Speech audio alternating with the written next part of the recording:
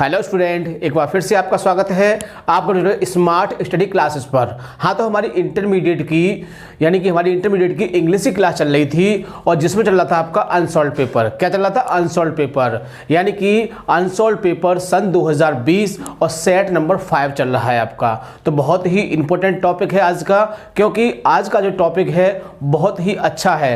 यानी कह सकते हैं कि 14 मार्क्स का आपका जो इसमें क्वेश्चन आते हैं उसको डिस्कस किया जाएगा। यानी कि पूरा टॉपिक आपका वोकैबुलरी का है, इसलिए आपको इसको बहुत ही अच्छी तरह समझना है, क्योंकि आप इस बात को अच्छी तरह से जानते हैं, क्योंकि ये बहुत ही महत्वपूर्ण टॉपिक है और एग्जाम में 14 नंबर का आता है। और इसमें जो मार्क्स दिए जाते हैं वो लाइक मैथ, यानी मैथ की तरह दिए जाते हैं। जैसे कि यदि आपने आंसर बिल्कुल सही लिखा है तो मार्क्स पूरे मिलेंगे, यदि आपने गलत लिखा है तो मार्क्स पूरे काट दिए जाएंगे। इसीलिए आपको इस टॉपिक को बड़े ध्यान से, बड़े सोच समझ के करना है, ठीक है।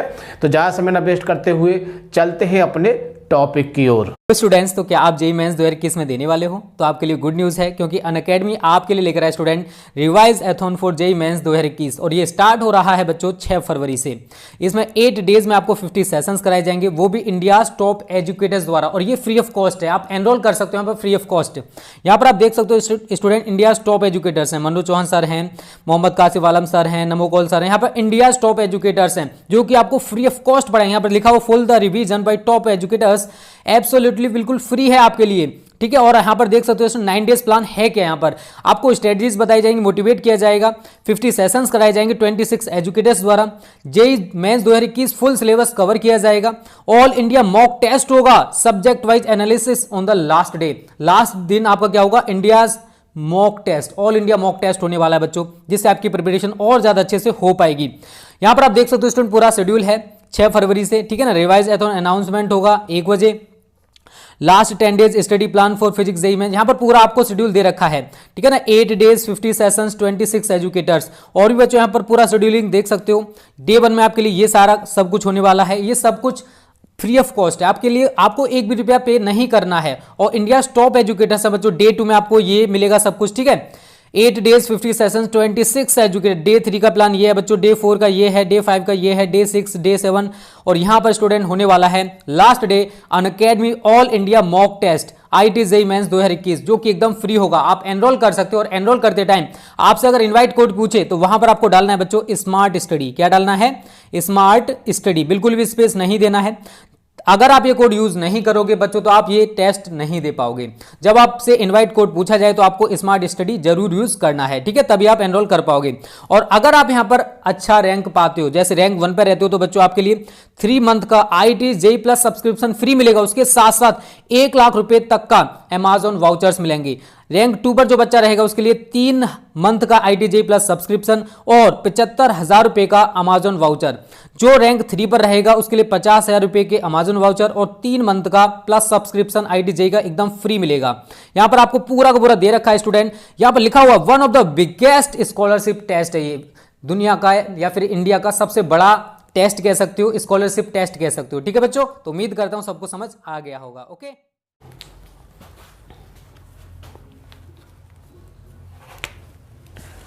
क्लास 12th इंग्लिश, यानी कि 12th क्लास की इंग्लिश की क्लास चल रही थी और जिसमें चल रहा था आपका अनसॉल्व्ड पेपर सन 2020 सेट नंबर 5, ठीक है। और सेक्शन चल रहा है आपका बी और पार्ट नंबर चल रहा है आपका 5वां। यानी कि जो पूरा पेपर है आपका 5 पार्ट में पूरी तरह से खत्म हो जाता है, 7 पार्ट में, है ना। यानी कि 7 पार्ट में क्या होता है कि जो आपका पूरा जो पेपर है आपका अनसॉल्व्ड पेपर पूरा खत्म हो जाता है केवल 7 वीडियो में। तो मान लीजिए अपने 7 वीडियो देख ली तो ये मान लीजिए एक पेपर आपने सॉल्व कर लिया, ठीक है। इस तरह से बहुत ही आसानी से कर सकते हैं। और आज का टॉपिक तो आपके लिए बहुत ही महत्वपूर्ण है, क्योंकि आज का टॉपिक आपका वोकैबुलरी का है और वोकैबुलरी एग्जाम में आपके 14 मार्क्स की आती है। इसीलिए आपको इस टॉपिक को बड़े ध्यान से समझना है, ठीक है। तो स्टार्ट करते हैं इसको। तो देखो ये 10वां क्वेश्चन होता है और इसके अंदर सबसे ज़्यादा पॉइंट होते हैं, जैसे कि ए और आपका बी, फिर सी, फिर डी और फिर ई, यानी कि 1 2 3 4 5, यानी कि इस क्वेश्चन के अंदर 5 टॉपिक होते हैं, 5 टॉपिक होते हैं और 5 टॉपिक में आपकी पांचों चीज़ें आ जाती हैं, जिसमें आपका इडियम्स है और आपका होमोफोन्स है, आपका वर्ब सब्स्टिट्यूशन है और जो भी कुछ आता है इसका हम आपको पहले करा चुके हैं बहुत अच्छी तरह से हमने। और इसमें क्योंकि इसमें क्या होता है, सारी चीज़ें एक साथ आ जाती हैं। पेपर करने से क्या फ़ायदा होता है, यदि हम अनसॉल्व पेपर को सॉल्व करते हैं तो सारी चीज़ें एक साथ आ जाती हैं। और जैसे कि हमने पहले जो तैयारी कराई थी वो हमने टॉपिक वाइज कराई थी, आपकी पूरा टॉपिक ख़त्म होगा और इसमें क्या होता है, एक के बाद अगला टॉपिक स्टार्ट हो जाता है, यानी कि जैसा पेपर में होता है वैसा ही इसमें सब कुछ दिया होता है। ठीक है, तो स्टार्ट करते हैं। तो पहला क्वेश्चन जो होता है इसमें 10वें का ये होता है, use any 3 of the following, यानी कि 3 का प्रयोग कीजिए, किसका, इडियम्स एंड फ्रेजेस। तो हम आपको बता चुके हैं कि इसमें आपके कम से कम 2 तो आपके इसमें फ्रेजेस होते हैं और 3 इडियम्स होते हैं, लेकिन आपको उसमें से केवल 3 को ही करना होता है। ठीक है, तो ये देखो वैसे हमारी अनसॉल्व पेपर क्लास है, लेकिन यदि आपके पास अनसॉल्व भी नहीं होगा तो भी आप इसे बहुत ही आसानी से समझ सकते हैं, क्योंकि इसमें जो कुछ होता है हम सब कुछ इसमें लिख देते हैं। हो सकता है कि किसी विद्यार्थी के पास अनसॉल्व ना हो तो भी वो इस क्लास को पूरी तरह से समझ सकता है। ठीक है, तो देखो एग्जाम में आपको 5 दिए होते हैं और इसमें से आपको केवल 3 ही करने होते हैं, बट हम यहाँ पर आपको 5 को डिस्कस करेंगे ताकि आप इसे ठीक प्रकार से समझ सकें। ठीक है, तो चलते हैं, देखिए इसको देख लेते हैं। फर्स्ट पर है ब्रिंग टू बुक, मिस क्या होता है, सजा देना या दंड देना कह सकते हैं आप, क्या होता है, सजा देना या दंड देना। तो समझ गए होंगे कि सजा देना या दंड देना। तो हम आपको बता चुके हैं कि इसको समझने का सबसे सरल तरीका क्या होता है कि आपको इन वर्डों की हिंदी याद होनी चाहिए। क्या होनी चाहिए, हिंदी। यदि आपको हिंदी याद होगी तो आप बहुत ही आसानी से सेंटेंस थिंक करके उसकी अंग्रेजी बना सकते हैं। ठीक है ना, तो क्या होता है, यानी कि ब्रिंग टू बुक मिस क्या होता है, सजा देना या फिर दंड देना। तो इसका एग्जाम्पल देख लेते हैं। द कल्पर्ट यानी कि दोषी इज ब्रॉट टू बुक, दोषी को सजा दी गई, बाय द जज किसके द्वारा, न्यायाधीश के द्वारा, फॉर हिज क्राइम उसके अपराध के लिए। यानी कह सकते हैं कि दोषी को उसके अपराध के लिए और जज के या न्यायाधीश के द्वारा सजा दी गई। तो बहुत ही आसानी से आप समझ सकते हैं इसको। अगला है आपका ए लेम एक्सक्यूज, क्या है, ए लेम एक्सक्यूज, इसका मतलब होता है झूठा बहाना। क्या होता है, झूठा बहाना, यानी कि झूठा बहाना बनाना कह सकते हैं। तो इसका एग्जाम्पल देख लेते हैं।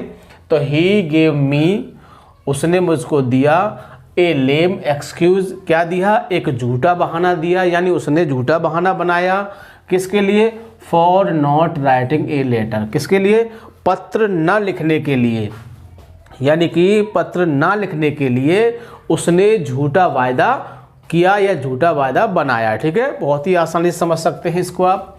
आगे थर्ड पर देखते हैं क्या है, चाइल्ड्स प्ले मिस होता है आसान कार्य। क्या होता है, चाइल्ड्स प्ले मिस क्या होता है, आसान कार्य।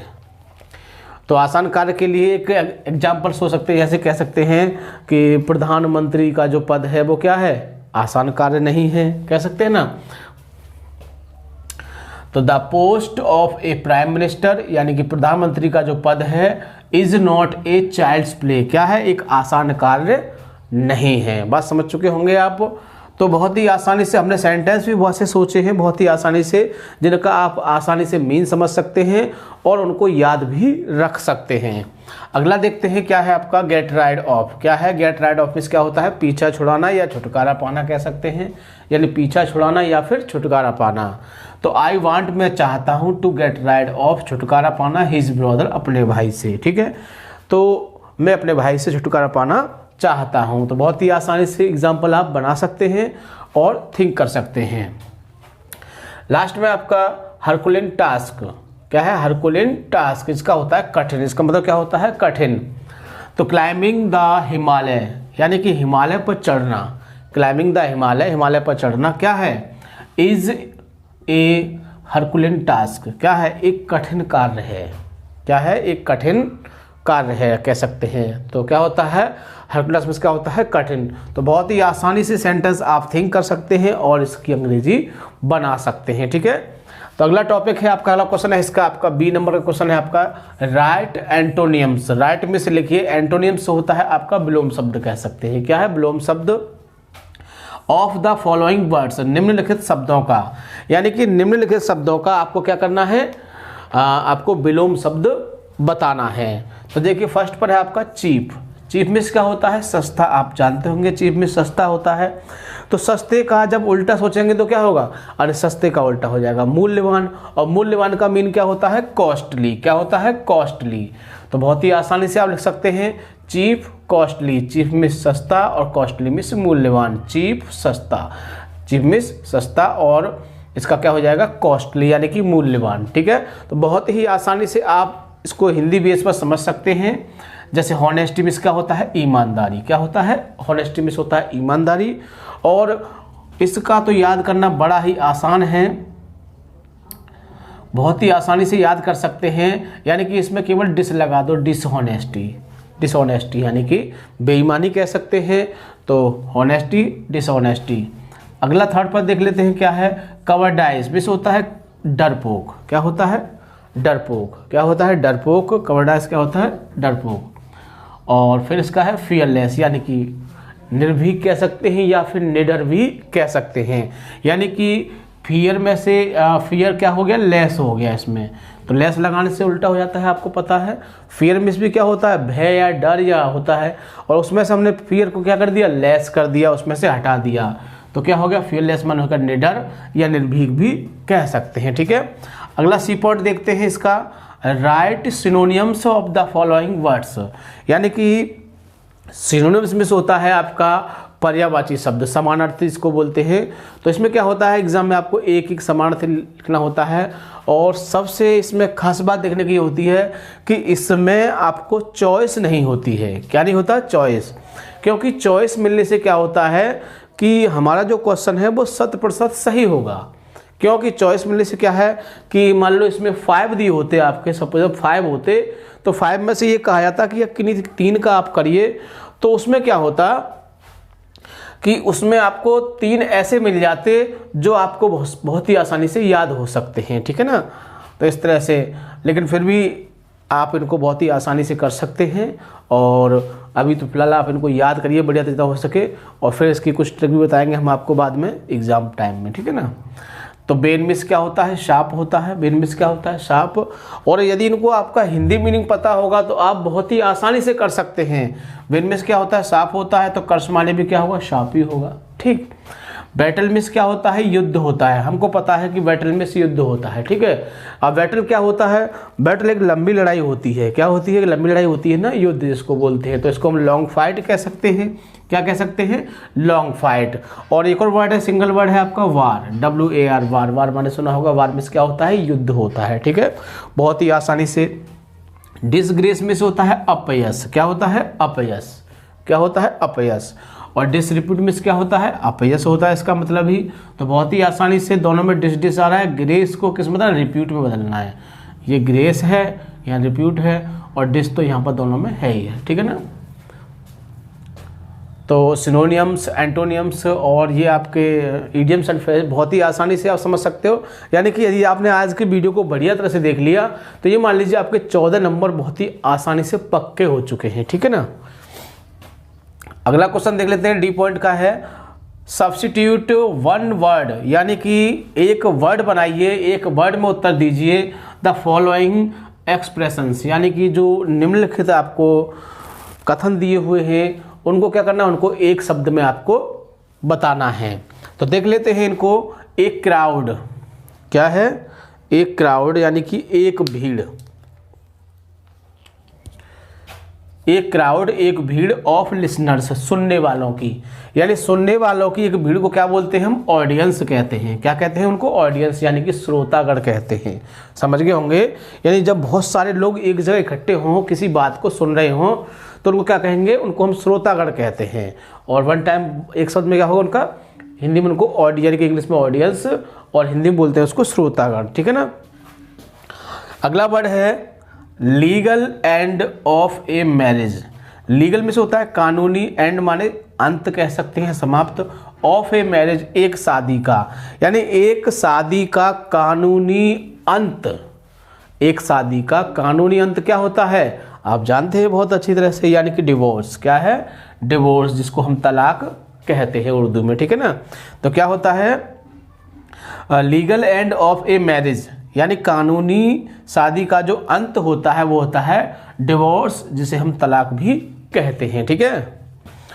Date which can not be read, यानी कि डेट में से जो, विच मिस जिसे कैन नॉट नहीं, बी रीड माने पढ़ा जा सकता है, या जो पढ़ने में अस्पष्ट हो, आई मीन साफ ना दिख रहा हो, यानी पढ़ने में कैसा हो, अस्पष्ट हो, यानी कि साफ ना हो, स्पष्ट ना हो, उसको क्या बोलते हैं, उसको बोलते हैं इलिजिबल। क्या बोलते हैं उसको, इलिजिबल बोलते हैं। क्या बोलते हैं उसको, इलिजिबल, ठीक है ना। तो इस तरह से ये भी देखो क्वेश्चन हो चुका है। इसके बाद सबसे लास्ट क्वेश्चन है, use of the following words in your own sentence, यानी कि आपको दो वर्ड दिए होते हैं जिनका उच्चारण सेम होता है, यानी उनका उच्चारण तो सेम होता है बट उनका अर्थ होता है वो डिफरेंट होता है। तो उच्चारण तो सेम होता है, तो उनके जो डिफरेंट उनका मीन है उस बेस पर आपको एक एक सेंटेंस बनाना होता है। यानी स्टेम में से क्या होता है, सीढ़ी होती है और स्टेम में से क्या होता है, घूरना होता है। स्टेम में सीढ़ी होती है, स्टेम में से क्या होता है, घूरना होता है। तो देखो दोनों का हमने एक एक बनाया है, यानी we walked up a flight of stairs. We walked, walk में से होता है चलना होता है ना, of up a flight of stairs, यानी कि जो सीढ़ी से क्या हुआ, सीढ़ी के द्वारा हम गिर गए, सीढ़ी से गिर गए। एक सीढ़ी से जो टूटी हुई सीढ़ी होती है उससे क्या होता है, गिरना होता है, या जैसे सीढ़ी का एक भाग टूट के कहीं गिर जाना उसको बोलते हैं फ्लिक्ट, यानी कि हम सीढ़ी के टूटे हुए भाग से गिर गए, ऐसे कह सकते हैं इसको, है ना। और भी बहुत सारे वाक्य बना सकते हैं आप इसको आसानी से, बस आपको क्या है, इसका मीनिंग अच्छी तरह से पता होना चाहिए। ऐसे कह सकते हैं कि राहुल सीढ़ी के द्वारा छत पर चढ़ गया, तो राहुल सीढ़ी के द्वारा छत पर चढ़ गया, तो क्या बन जाएगा, यानी कि राहुल क्लाइम्ड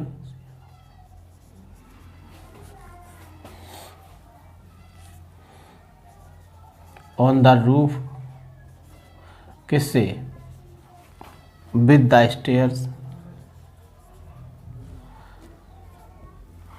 तो बहुत ही आसानी से आप बना सकते हो, यानी कि मैं ये नहीं कहूँगा कि आपको यही दोनों एग्जाम्पल लिखने हैं, यदि आप इससे भी सरल सोच सकते हैं अपने दिमाग से तो वो बना दीजिए। स्टेम में क्या होता है, घूरना। द टीचर्स ऑलवेज, यानी कि अध्यापक हमेशा स्टे घूरते हैं, द स्टूडेंट विद्यार्थियों को, इन द एग्जामिनेशन परीक्षा में, यानी कि जब परीक्षा चलती है तो अध्यापक विद्यार्थियों को बहुत ज़्यादा घूरते हैं। घूर के देखना मतलब होता है किसी को टकाट देखना, सपोज देन, यानी कि कभी इस लड़के की तरफ देखेंगे, कभी उस लड़के की तरफ, कभी उस लड़की की तरफ, कि ये बच्चे क्या कर रहे हैं, ठीक है। तो इस टाइम में क्या होता है, घूरना होता है। तो दोनों का हमको वर्ड बढ़िया तरह से पता होना चाहिए, एग्जाम्पल तो आप आसानी से बना ही सकते हो, ठीक है। तो ये थे हमारे पांचों पॉइंट, जिसको हम वोकैबुलरी भी कहते हैं, जिनको हमने भी आपको डिस्कस किया। पहला था आपका इडियम्स फ्रेजेस, फिर एंटोनियम, फिर सिनोनियम्स, और फिर वन वर्ड, और फिर लास्ट में था आपका होमोफोन जिसको बोलते हैं। तो ये पांचों चीज़ों को आप बहुत ही अच्छी तरह से याद करोगे। एक बार फिर आपको बता रहा हूँ कि इस टॉपिक पर लाइक मैथ, यानी कि मैथ के जैसे नंबर मिलते हैं। यदि आपने बिल्कुल सही आंसर लिखा है तो मार्क्स पूरे मिलेंगे, और गलत मार्क्स लिखा है तो 0 मार्क्स मिलेगा। इसलिए आपको इस क्वेश्चन को बड़े सोच समझ के करना है, ठीक है।